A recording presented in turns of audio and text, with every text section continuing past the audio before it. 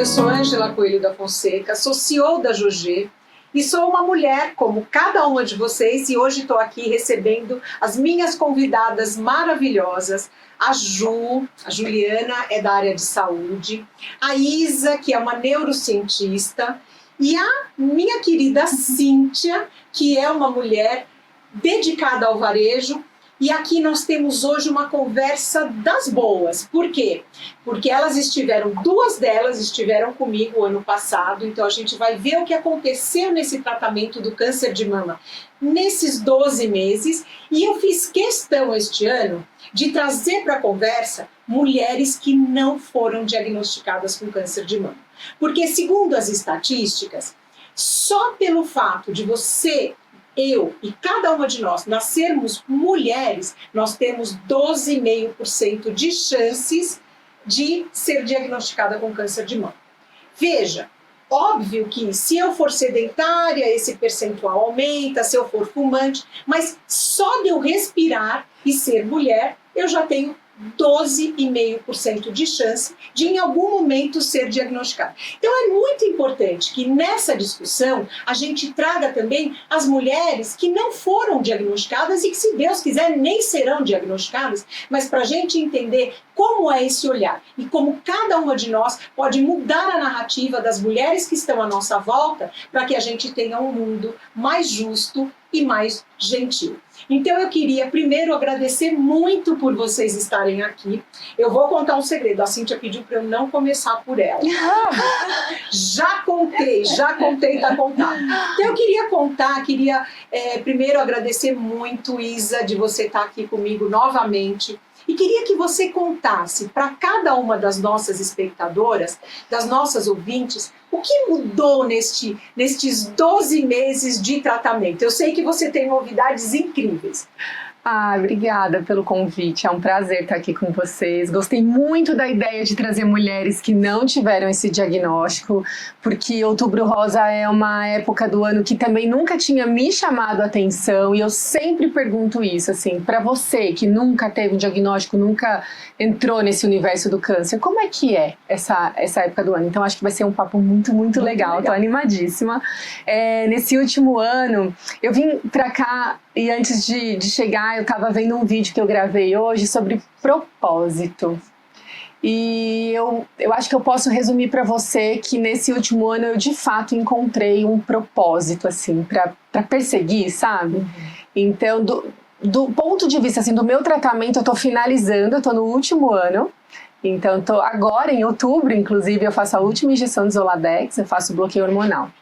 Eu faço a última injeção de Zoladex e tomo o último comprimido do letrozol. E você já tinha me contado isso, e eu queria te contar uma outra coisa. Eu estou organizando um jantar para a gente brindar a sua... Quero muito! Essa etapa do tratamento que se finda. Ela vai ficar para trás, a gente vai juntar uma mulherada para a gente poder brindar. Porque desde a última vez, né, que quando a gente se encontrou o ano passado, nós não nos conhecíamos e nós viramos amigas. Então, isso é uma... Eu acho que isso tem muito significado, porque às vezes a gente acha que a amiga da gente é só aquela que conhece a gente desde a escola, ou que é mãe do filho, do amiguinho dos nossos filhos.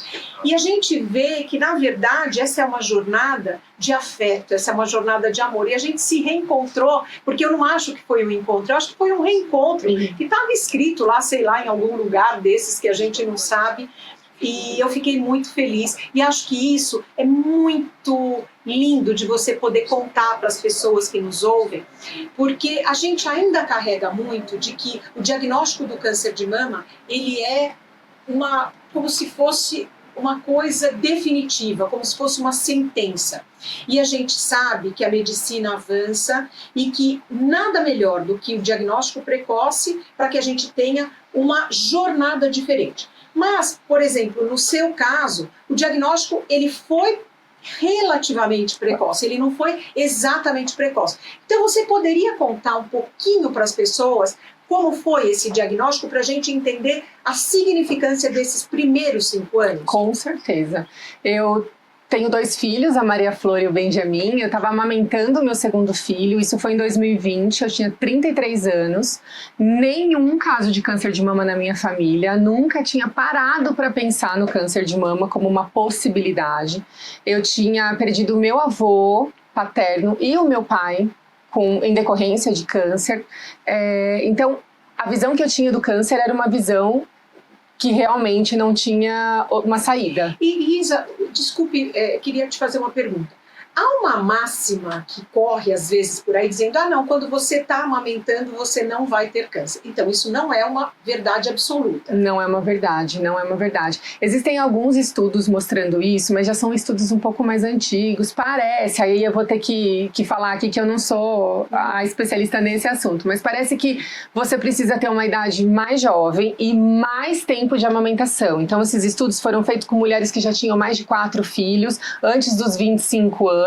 Então assim, a gente não consegue trazer isso para nossa realidade. Então isso é importante, por Exato. exemplo, para as pessoas, porque muitas vezes, e eu vou te dar o meu exemplo, obviamente eu tenho 60 anos, meus filhos têm 31 e 30, então, claro que eu estou falando de uma outra política pública, de um outro momento, mas eu carregava isso, achando, porque diziam isso, não, quando você está amamentando, 0 chance. Então isso talvez seja importante para cada uma de nós, porque existem as lendas, né? A gente sabe, quem conta um conto aumenta um ponto e as coisas vão ficando. Então, o que a sua vivência talvez nos faça esse alerta para que mesmo quando a mulher esteja amamentando, seja importante que ela faça o acompanhamento da sua mãe. Exatamente. É uma fase que você fica um tempo ali sem o cuidado extremo na mama, né? Isso é fato. Então eu tinha 33 anos, não estava na idade de fazer uma mamografia, não iria fazer naquele período, e também não ia fazer nenhum exame de imagem da mama, porque não faz sentido durante a amamentação. Eu fui tomar banho e não sei explicar, resolvi palpar a minha mama. Tava cheia de carocinho, como fica, normal, né? E me chamou a atenção. Era um pouquinho diferente, ele era um pouquinho mais durinho, como se fosse um carocinho de azeitona, naquele formato mesmo. E aí eu palpei aquilo e falei, nossa, imagina se isso for um câncer, como é que eu vou contar essa história depois? Bom, já contei muitas vezes essa história, era um câncer. Eu descobri fazendo a palpação da mama, que aliás a gente chama de autoexame e não é um exame. Outra coisa importante pra gente dizer aqui, né?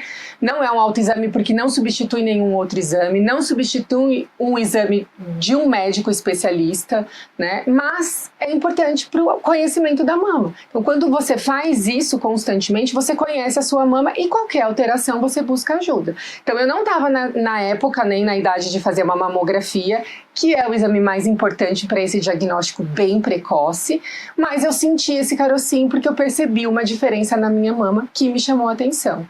E aí fui atrás disso, enfim, na semana que meu filho ia fazer 1 aninho, eu descobri que era de fato um câncer. Ele era uma doença localmente avançada, então como você falou, era inicial, mas assim, talvez se eu tivesse feito uma mamografia, se eu tivesse nessa idade de rastrear com exames de imagem mais precisos, eu teria conseguido encontrar antes ainda, né? Porque tem um ponto importante, para você encontrar um nódulo no autoexame, né? Nesse exame da mama, ele precisa ser palpável. E aí ele já é. Exato. Então ele já tinha uma metástase na axila, eu tinha uma doença que era multifocal, por isso precisei tirar toda a mama, esvaziar a axila, parar de amamentar, que foi uma dor difícil ali, né? Mas tô ótima hoje, assim, fiz todo o tratamento, fiz químio, fiz rádio, fiz cirurgia, fiz terapia-alvo, fiz bloqueio hormonal, tô acabando agora, né?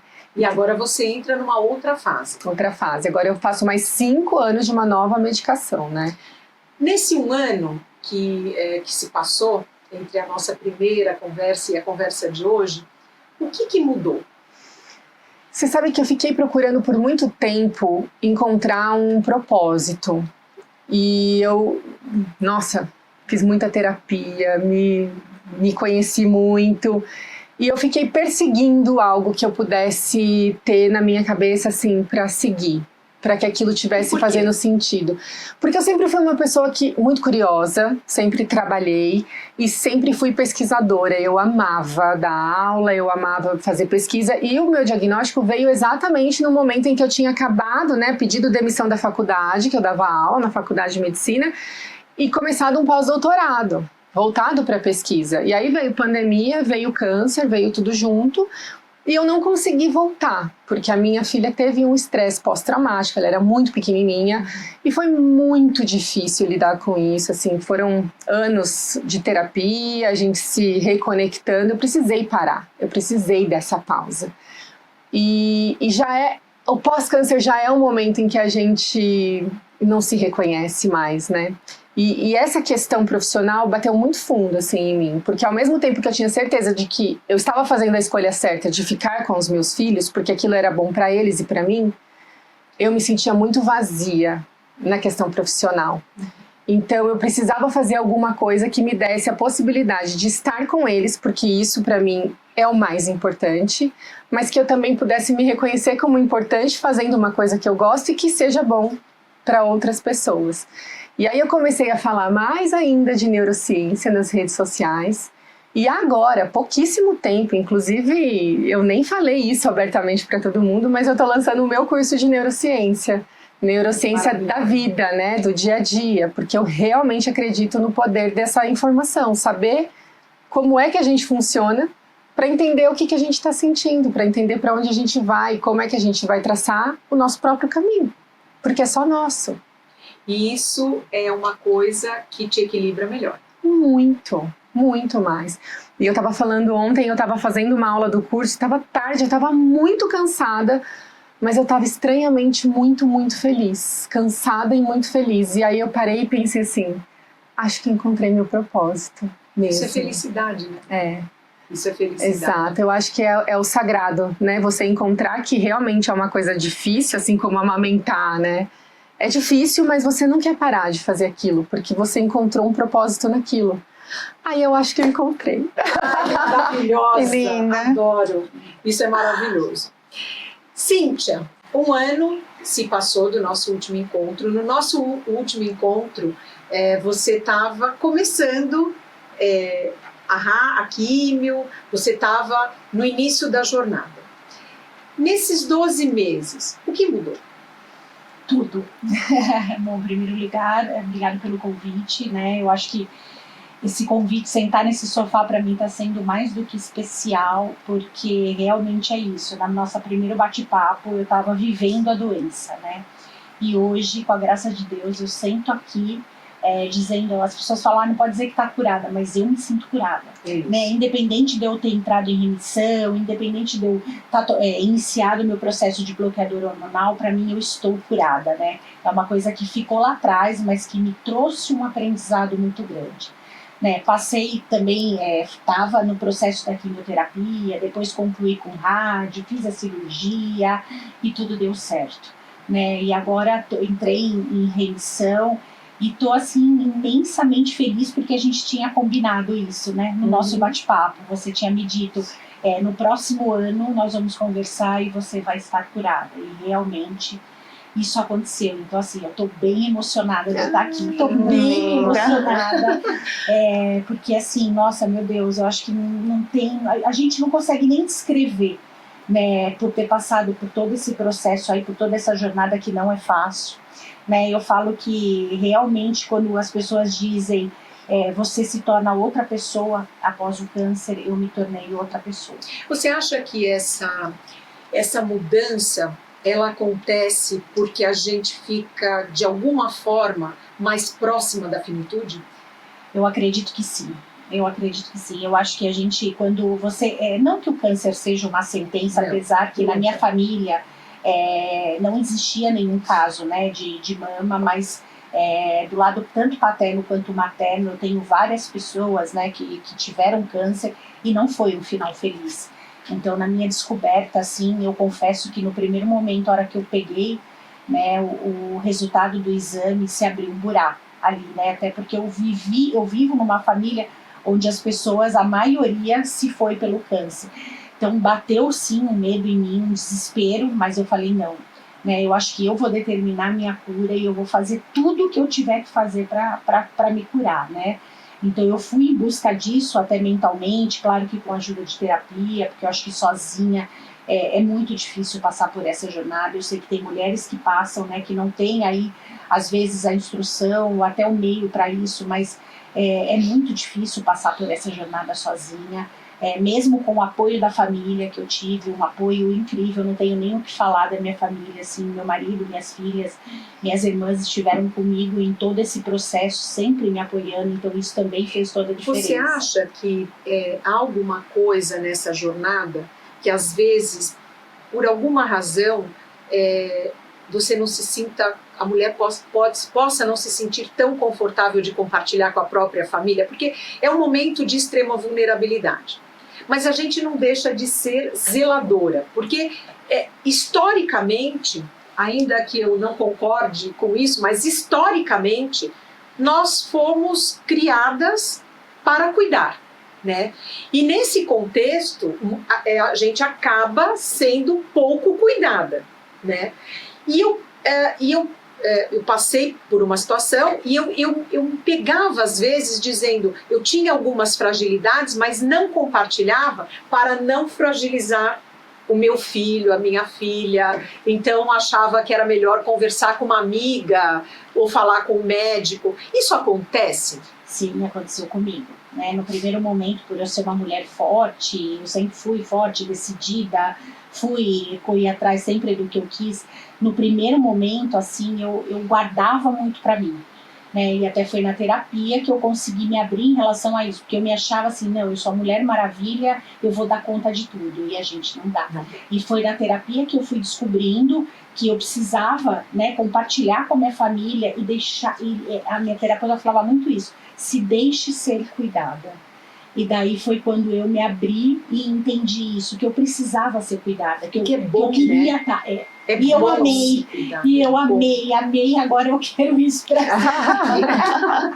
É muito bom, mas acontece isso mesmo, e com várias mulheres, em conversa ali, né, quando a gente está vivendo o câncer, entrando nessa jornada, a gente acaba pegando, né, estando ali em contato com muitas pessoas que já viveram ou que estão vivendo a doença. Isso é o que a gente mais escuta, assim, as mulheres às vezes elas têm isso, às vezes elas serem pessoas, mulheres fortes, elas acabam não querendo dividir isso.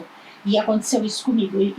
Foi na terapia que eu consegui entender que eu precisava me abrir e me deixar para ser cuidada. Então esse cuidado, se permitir ser cuidada, alivia um pouco a jornada? Sim, muito, muito, muito, muito. Faz tudo ficar mais leve.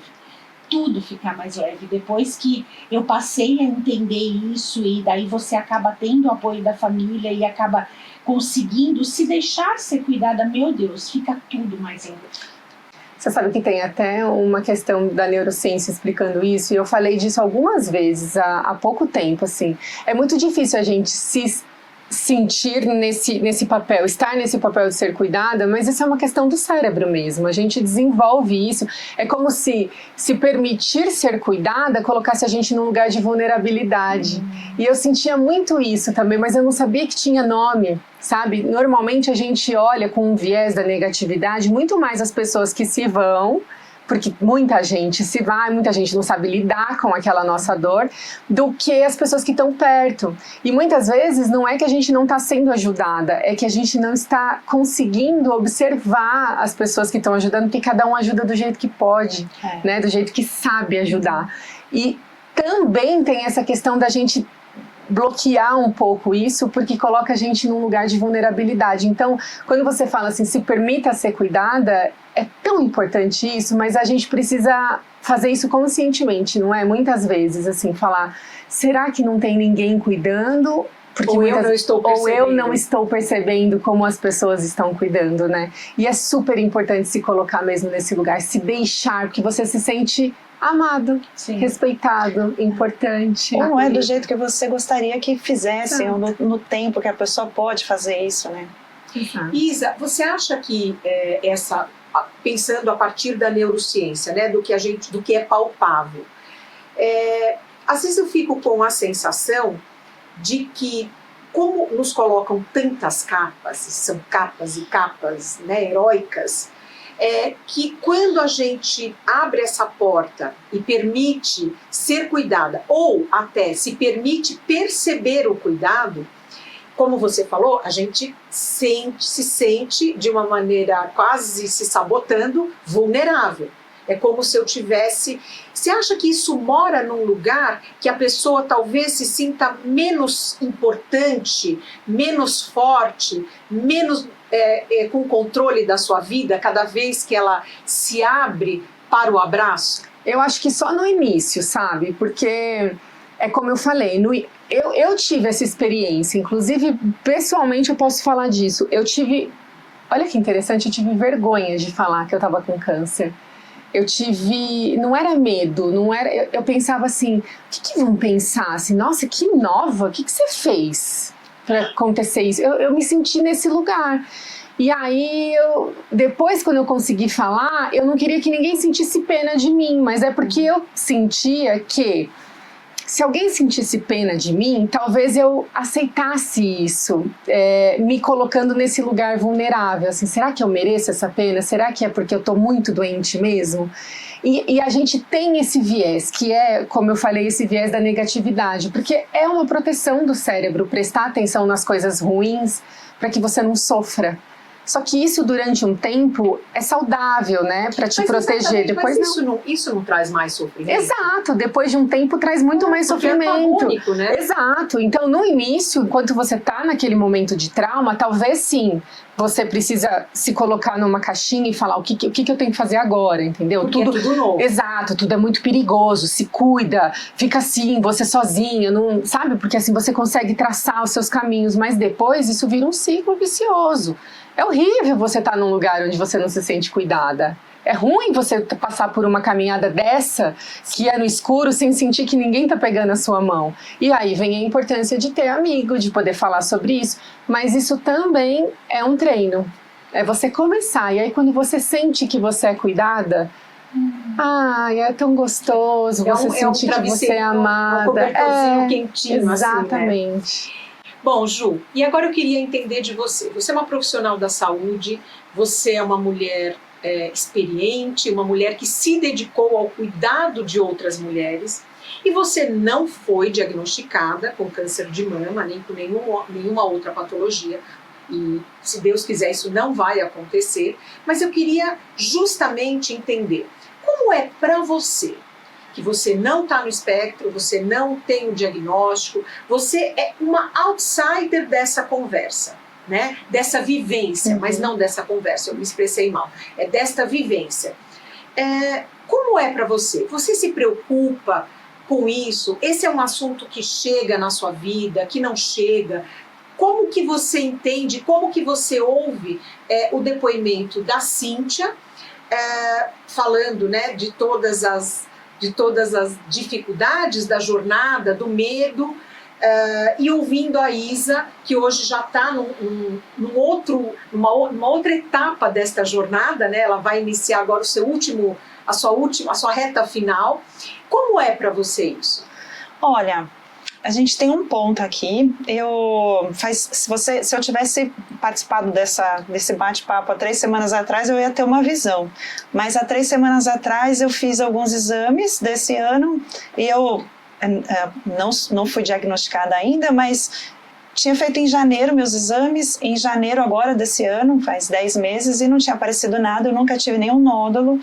E agora, há 3 semanas atrás, depois de 10 meses, apareceu um BIRADS 3, muito rápido, então estamos há 3 semanas investigando esse crescimento desse nódulo, enfim. Então, a minha primeira experiência pessoal é muito recente, faz 3 semanas, aliás, ninguém sabe disso, poucas pessoas, e meu marido, porque eu acho que ainda não chegou o momento de dividir essa dúvida e essa situação, mas eu atendo mulheres que passam por tratamento de câncer há muitos anos, então as dores, os medos de filho pequeno, do susto, da parte estética, que às vezes as pessoas ficam, eu não vou falar sobre isso porque tô com saúde, tô fazendo tratamento, mas é uma questão bem delicada de se reconhecer, peso, músculo, cabelo. Então, eu sempre cuidei dessa fase das minhas alunas, mas e na minha casa a única pessoa que apresentou foi minha avó, com câncer de mama, e esse câncer de mama levou minha avó, mas isso tem muitos anos, então numa época que a medicina ainda não estava tão avançada como está hoje. Então uma experiência agora, hoje, nesse dia da gravação, eu tomei um susto com algo que ainda não foi nada, vamos investigar a partir de agora, né? E eu vi daquela finitude, antes da gente começar a gravar, a gente falou aqui sobre a finitude da jovem, né, dos jovens no geral. E eu sempre trabalho com saúde, né, com exercício, me alimento super bem, o que você falou, nossa, mas o que eu fiz para ter isso? E a gente sabe, né, assim, racionalmente a gente sabe que não tem nada a ver, como você disse, 12,5%, mais toda a questão genética, mas eu olhei e fiz, nossa, eu não sou uma super mulher, gente, me deu assim, o meu chão tremeu um pouco, e eu falei, calma, que ainda é o início, você só está investigando, mas mexeu. Então eu posso dizer que eu tô com outro olhar já, mesmo passando ao lado de muitas alunas, o olhar quando é nosso, ele é muito delicado, então estou nessa e até fase. porque a maior dor é aquela que a gente sente naquele momento, né? Exato. Então, e a gente não tem eu falei agora com uma amiga, eu estava dizendo, eu falei, a gente não tem um dorômetro, né? A dor não é uma gincana. E o que é muito importante, e eu vou te falar de um lugar da minha própria experiência. A gente tem, a Jogê é uma empresa 97% feminina, então a gente lida com todas as questões do feminino, né, que cercam a nossa existência. Há alguns anos a gente tem uma política interna que a pessoa, quando faz o seu exame, ela não precisa mostrar o exame pra gente, o resultado, nada. Ela só precisa comprovar que ela fez e que ela foi buscar o resultado, ela ganha uma coisa, um presente por ela ter feito isso. E numa dessas tantas jornadas, tinha uma menina muito querida que estava comigo há muitos anos e ela dizia, eu não faço. Eu não vou fazer, não adianta você falar que eu não vou fazer. E eu dizia, mas por que você não vai fazer? Ela falava, eu tenho medo do resultado. E eu acho que, eu falei isso num talk a semana passada, e eu vou voltar a dizer, eu sou a prova viva de que quem procura acha, e que bom que acha, porque quem acha cura. E é isso, eu quando fui diagnosticada, o meu também muito parecido assim com o seu, eu já sabia que tinha uma coisa, então já faziam 3 anos que eu fazia os acompanhamentos a cada 6 meses. Cada 6 meses, mamografia, ultrassom, vamos ver. E um dia, o Bihardes também, o meu foi para 4, eu já tinha marcador tumoral já com alteração, que também não significa tantas coisas, porque o marcador tumoral, ele é muito sensível. Então, mesmo quando e nessa jornada de depois eu ter que fazer acompanhamento, né, pós-cirúrgico e tudo, quantas vezes o meu marcador tumoral veio absolutamente alterado, que a gente quase perde o chão, e não é nada, você faz na semana seguinte e ele está normal. Mas enfim, até ali eu nem sabia como funcionava, porque a gente não sabe, a gente só vai descobrir na lida. Uhum.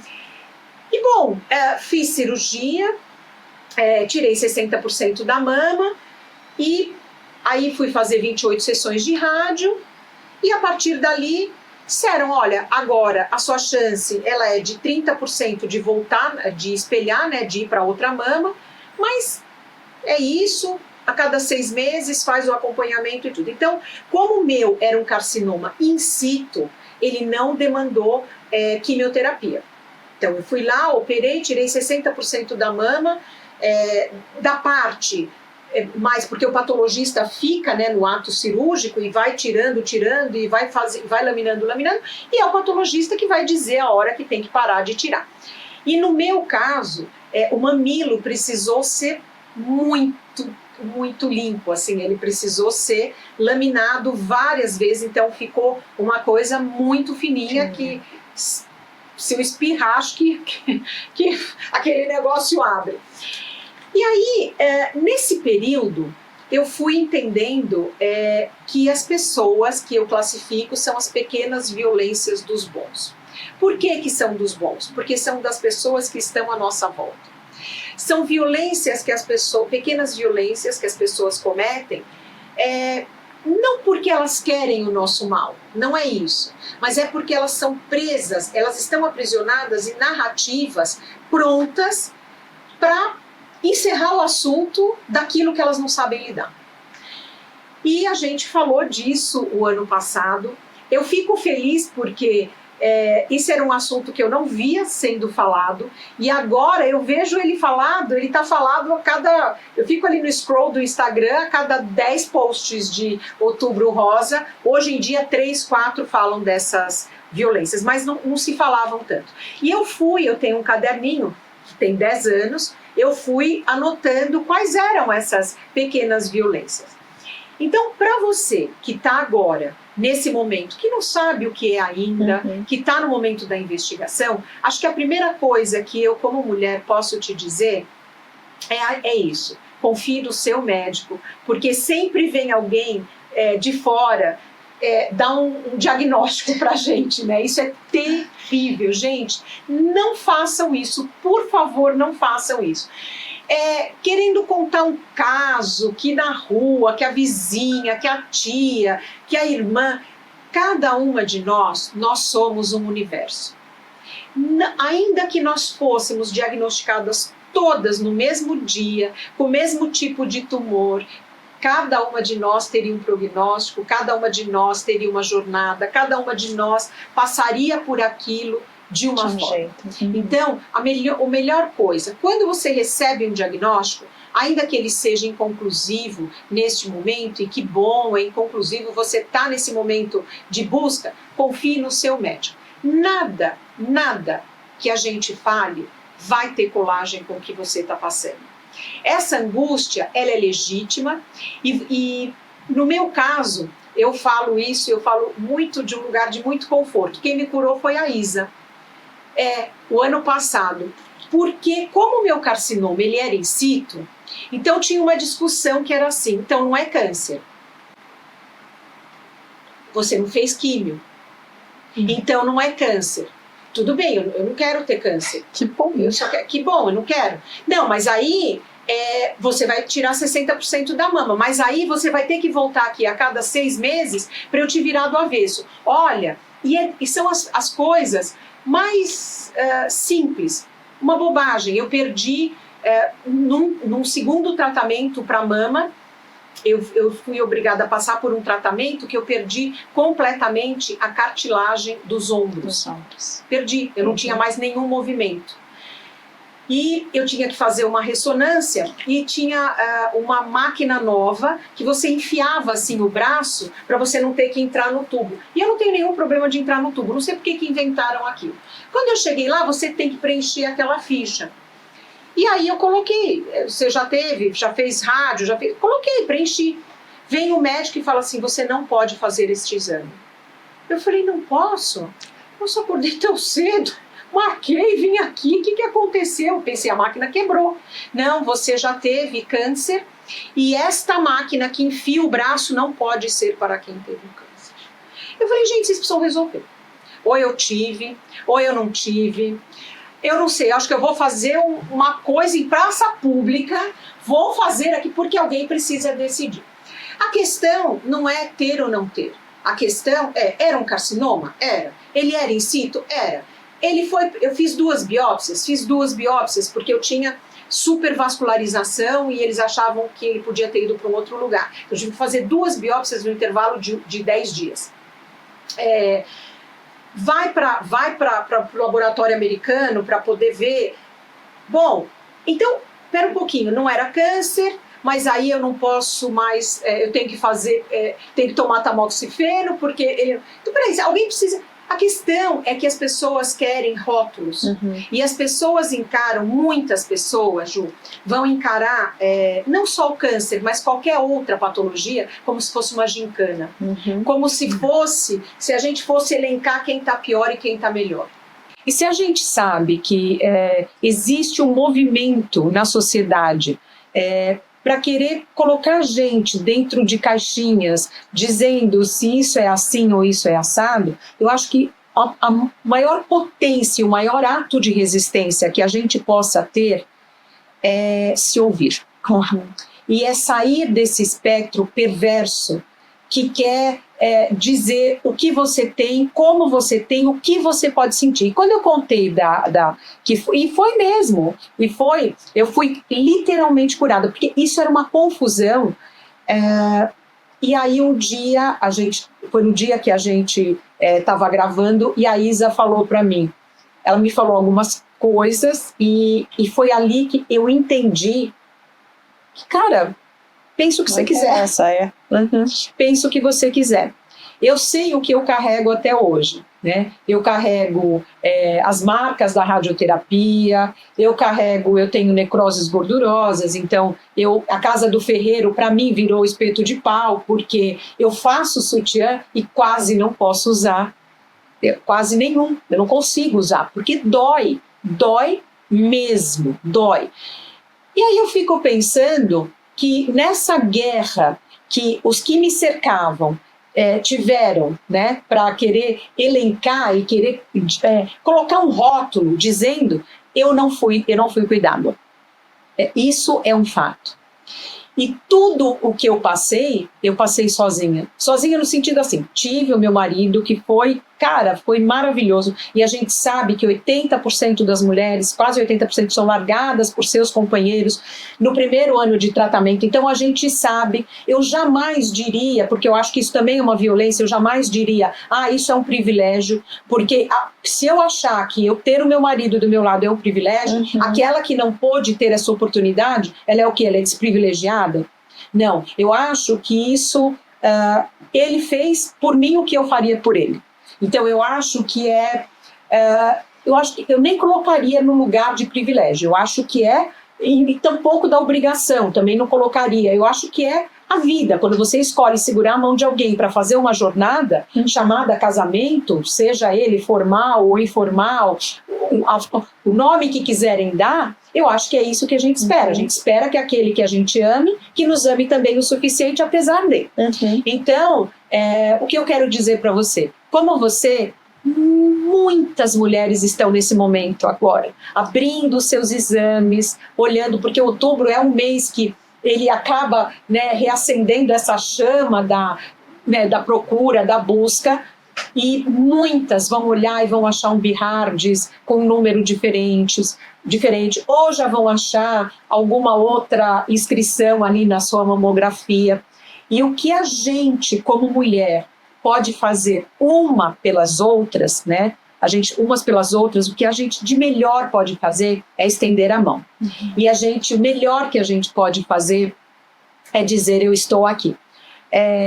A Cíntia trabalha comigo, então, de alguma forma, eu acho que foi isso que a gente, como mulheres, né, tentamos fazer com você, e isso a gente não precisa conhecer a pessoa, porque eu vou muitas vezes ao Hospital da Mulher, que é um equipamento do SUS maravilhoso, e a gente precisa saber que um equipamento como o SUS, ele não existe no mundo, é uma coisa extraordinária. Tem gente que fala mal, mas me desculpe, só quem precisa sabe, e mais, hein, eu já vi tratamentos dentro do Hospital da Mulher que eu não vi em alguns hospitais privados. Então, ali a gente vê muitas mulheres, porque é um hospital só dedicado à mulher, tantas mulheres e muitas vezes sozinhas nessa jornada. Então é ali que a gente diz, olha, tá aqui meu celular, esse aqui é meu WhatsApp, se você quiser bater um papo, se você quiser sair para almoçar, se você em algum momento não tiver quem vá com você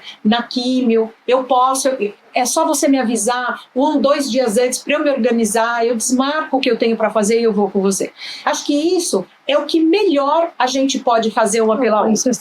As nossas opiniões, elas não valem para nada, porque cada uma de nós é um universo. Então o que eu acho, isso não importa. O que importa, o mundo não precisa de discursos, ele precisa de exemplos. Então é o exemplo que a gente pode dar uma pelas outras. E isso É muito legal, gente, porque você, e eu acho que vocês duas viveram isso, eu também vivi isso, quando a gente tem uma rede de apoio, pessoas ali te apoiando mesmo, estando junto, ficando quieta, porque às vezes a gente não tem mesmo o que falar, e que bom, cala a boca, você não precisa falar nada, fica quieta, né? Melhor do que falar bobagem, certo? Exatamente. Então, a gente vai ouvir agora a Hamid e vamos ver o que ela tem para perguntar para vocês sem censura. Vamos lembrar que ela não tem nenhuma vivência e nem maturidade. Então, a gente vai ouvir de um lugar de total inexperiência. O que é que ingenuidade, ela gostaria, um pouco com isso. O que ela gostaria de saber de cada uma de nós sobre o câncer de mama? Oi meninas, oi, meu nome é Hamid, eu tenho 28 anos, sou estilista da Jorge, tô aqui pra tirar as minhas dúvidas com vocês. Sem censura. Sem censura, Então, mas tenho curiosidade. isso. Então, eu queria que você fizesse uma pergunta para cada uma delas. O que para você, assim, sem medo de julgamento, sem nada, as suas reais dúvidas, aquilo que for mais genuíno para você. Vou começar pela Isa. O que foi mais difícil em lidar com o medo na incerteza do sucesso do seu tratamento? Nossa, Você sabe, vê que ela tem e dá. você disse que ela, exato, você disse que não que ela não era tão madura. Mas de tudo hoje, o que eu mais trago assim comigo é que a gente nunca tem certeza mesmo, né? Então essa incerteza do início, ela vai ser pro câncer e vai ser para qualquer outra coisa na nossa vida. Eu falo muito isso com os meus filhos, inclusive. Você não tem certeza que você vai ganhar, você também não tem certeza que você vai perder. De fato, uma das coisas mais difíceis de lidar é com essa não previsibilidade, né? Assim, você estar num lugar de muito medo, principalmente olhando os meus filhos, tendo tido a dor que eu tive de perder o meu pai, e a gente ainda estava na pandemia, então assim, um caos. Foi tudo tão difícil que eu não consigo elencar uma coisa, sabe? Para mim foram várias. Desmamar o meu filho foi muito difícil, mas eu vou te falar que todas as minhas dores naquele momento, e eu fui começando a aprender desde lá, algumas delas eu fiz um exercício que foi muito legal e eu faço até hoje.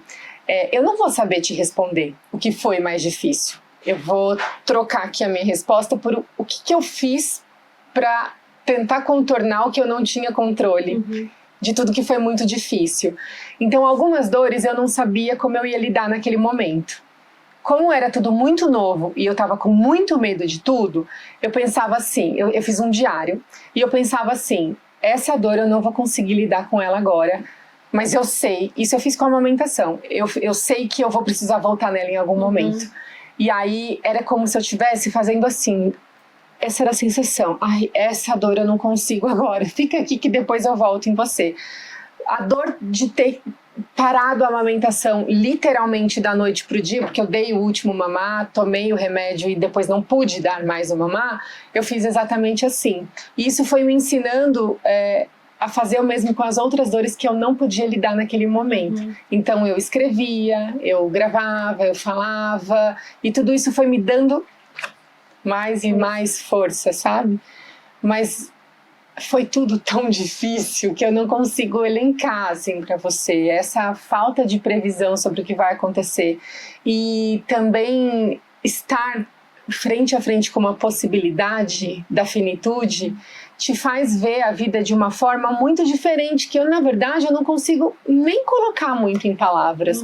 Por isso que eu acho que depois que a gente passa por uma situação dessa, a gente se reconhece muito numa amiga que passou pela mesma coisa. É como se a gente estivesse se reencontrando, porque parece que de alguma forma a gente conhece a dor da outra. Você acha que aquela frase que você ama falar, que você deu inclusive no pergaminho pra gente, você acha que ela não cabe aqui? Cabe sempre. Resposta? Aquilo lá é um texto do Murakami, que é um livro que chama... esqueci o nome do livro. É um texto do Murakami, de Kafka à beira-mar. E ele fala sobre a tempestade, e no final ele fala... Mas uma coisa é certa, quando você sair da tempestade, você não será mais o mesmo que caminhou por dentro dela.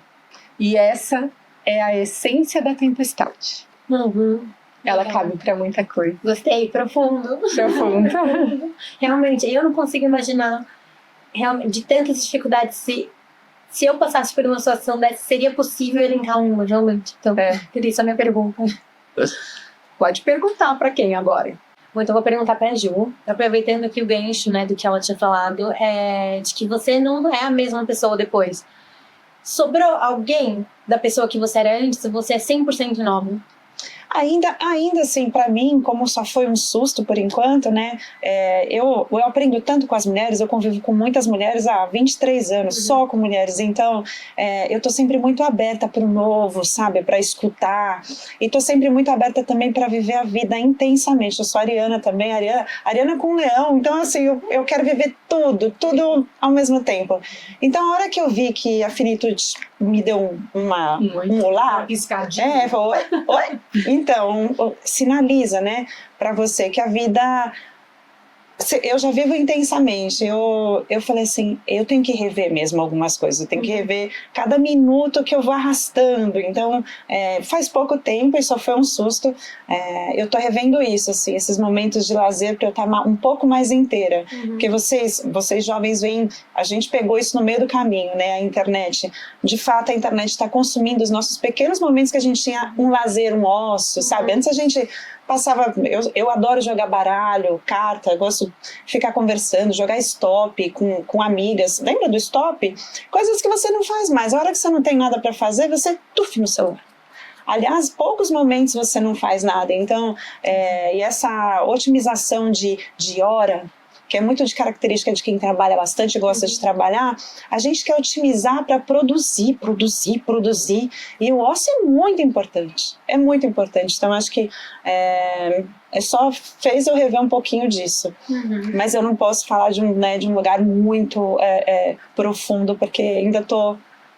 Mas você não precisa passar por um câncer para aprender uma coisa, exato, né? E é super importante isso que você está falando, porque quando a vida coloca qualquer dificuldade, um sustinho, alguma coisa assim, caramba, se a gente puder aprender alguma coisa com isso, você não precisa passar pela dor profunda para aprender. E mesmo quem passa pela dor profunda, nem sempre aprende.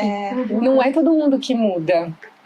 É a essência da tempestade, mas não é todo mundo que fica diferente. Da pessoa. Exato.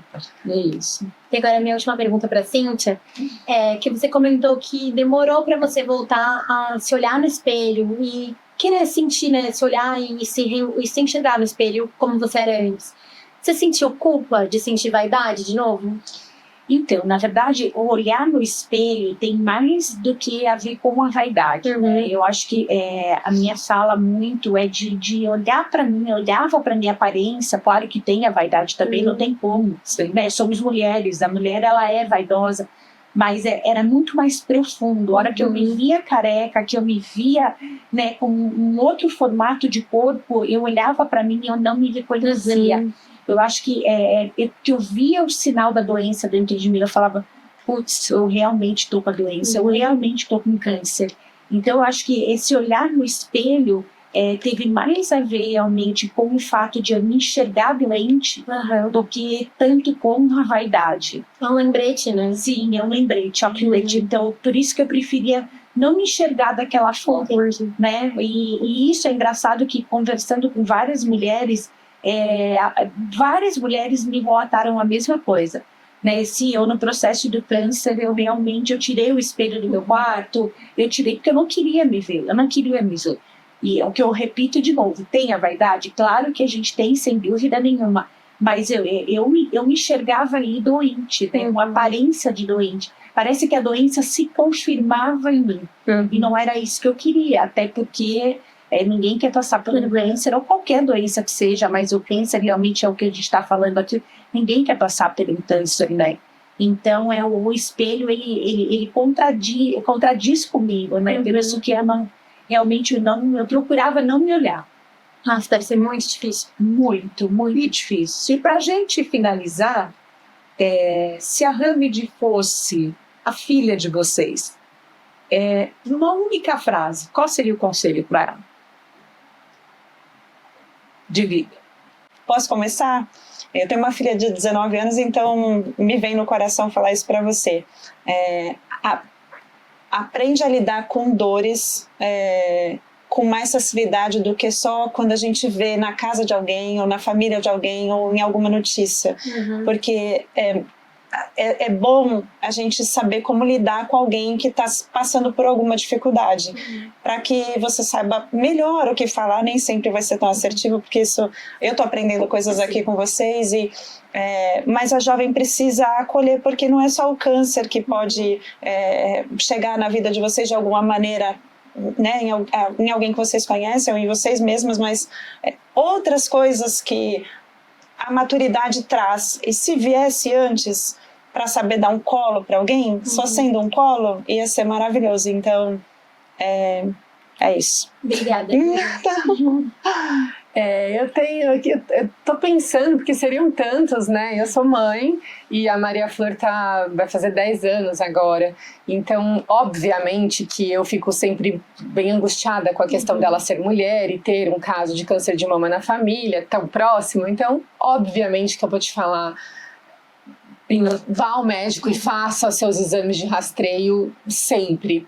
Mas trazendo um pouquinho mais para a filosofia, que eu trago isso para os meus filhos e faço isso com eles todos os dias, que é sobre o contentamento. Também é uma coisa que a idade traz, e também tudo isso que eu passei me trouxe, e que a gente não é muito contente quando a gente é muito jovem, né? Então eu brinco com eles de contentamento, né? Que a questão é o seguinte: a gente pode ter tudo nessa vida. Se a gente não tiver contentamento, nada nunca vai ser suficiente. E a gente não é feliz, a gente experimenta felicidade. Se você tiver contentamento, você experimenta felicidade mais vezes. Então, por exemplo, como é que eu brinco de contentamento com ele? Você não precisa brincar assim, pensar na sua brincadeira. Mas eu falo assim, vamos encontrar aqui alguma coisa muito bonita, e aí a gente tem que ser bem exagerado. E aí eu falo, meu Deus, que linda, essa rosa tá abrindo! E eles são assim também, eles são bem exagerados.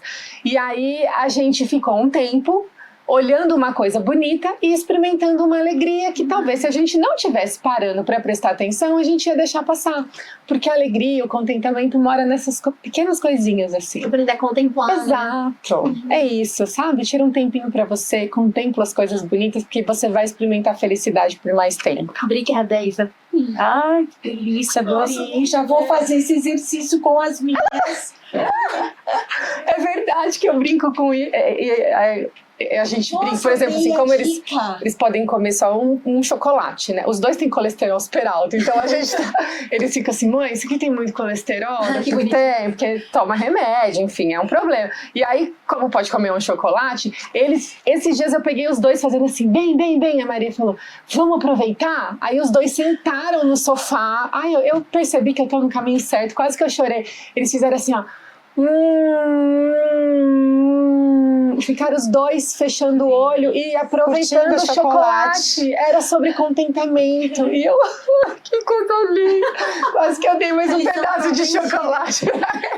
Deixou o colesterol pra lá. Ai, deixa esse colesterol, vocês merecem.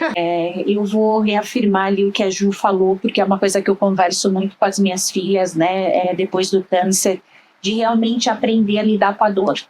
Né, porque é a vida, né, seja ela com doença ou com qualquer coisa que seja. Às vezes quando a gente é muito jovem, a gente não se imagina, né? Então eu falo muito isso, é um conselho que eu dou muito para as minhas filhas: aprenda a lidar com a dor, porque ela vem de alguma forma na vida, ela vem, seja com 20, seja com 30, então já esteja, não que a gente esteja preparado, né, mas eu acho que é muito importante que a gente olhe para a dor de uma outra forma, para que a gente não sofra tanto. Então isso é uma coisa que eu aconselho muito às minhas filhas. Muito obrigada, Cintia. Eu vou deixar também, eu quero deixar para a Hamid é mais nova do que a minha filha, e eu queria dizer uma coisa. De uma forma geracional, a sua geração, ela não aceita comprar a vida na planta. Né? Vocês querem muito a vida indecorável. Porque é uma geração que busca certezas. Isso não é sobre o câncer, isso é sobre a vida. a gente nunca vai ter certeza de nada. Nada. A vida sempre vai estar na planta. A gente vai estar sempre construindo. Então, a minha dica para você é construa. Construa todos os dias. Há paredes que elas são de tijolinho. Então, você todo dia tem que ir lá e colocar um tijolinho. No dia que você não comparecer na sua própria vida, na sua própria história, nas suas narrativas, vai ficar um buraquinho. Por aquele buraquinho vai entrar chuva, vai entrar sol, vai entrar talvez um bichinho que você não goste, uma barata, uma coisa qualquer. Então é muito importante você se comprometer com você, com a vida. Quando você se comprometer com essa vida na planta, você também vai poder fazer os seus exames, você vai poder se cuidar, você vai poder entender o valor de quando a gente é jovem, que é difícil, da gente não se negligenciar. Então, o meu conselho, a minha dica para você é isso: comprar a vida na planta. E ir decorando ao longo do caminho. E ir decorando do seu jeito ao longo do caminho. Obrigada, Isa. Bom, meninas, quero agradecer demais a presença de vocês. Foi um encontro, como eu supunha, muito maravilhoso. Para mim é muito significativo ter principalmente vocês duas, porque se vocês estão aqui hoje, é porque deu certo. Se vocês estão aqui hoje, é porque é possível. Se vocês estão aqui hoje, é porque vocês são propagadoras para o mundo de esperança. De que tudo é possível, e isso não significa que seja fácil, né? Cada uma de vocês passou por incontáveis desafios, mas de alguma forma, como a Isa falou, passaram por dentro da tempestade. Para você, Ju, que delícia ter você aqui, como é bom. Você disse que você aprendeu um pouco com a gente, mas a gente também aprendeu muito com você.